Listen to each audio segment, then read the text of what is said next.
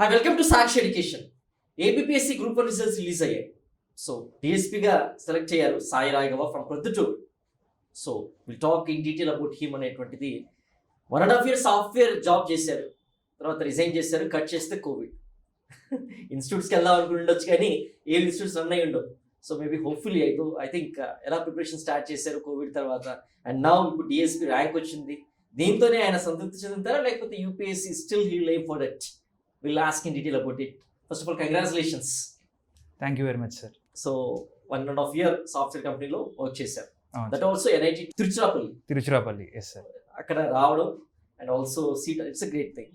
And యూపీఎస్సీకి prepare అవ్వాలనే ఉద్దేశంతో వస్తే కోవిడ్ వచ్చేసింది.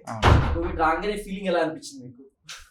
సో ఎవరైనా ఫస్ట్ స్టార్ట్ చేసినప్పుడు మొరైల్ హై ఉంటుంది కదా సార్.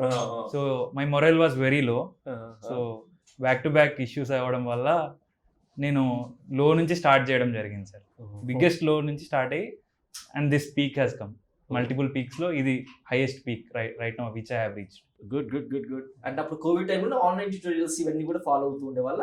అవును సార్. ముందు నేను రీసెర్చ్ చేసుకున్నాను సార్. దిగే ముందు మొత్తం తెలుసుకోవాలి కదా అనేసి first I came to Hyderabad, I went to Delhi and met my friends.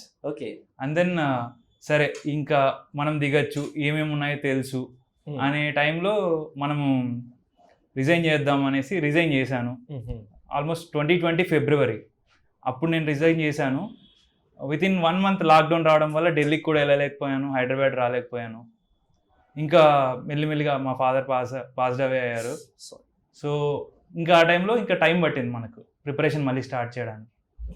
It's not so easy. It's very hardship for you. I think you would be very happy ఈ టైంలో కానీ ఉన్నటువంటి అచీవ్మెంట్ చూసి. I'm sorry for that.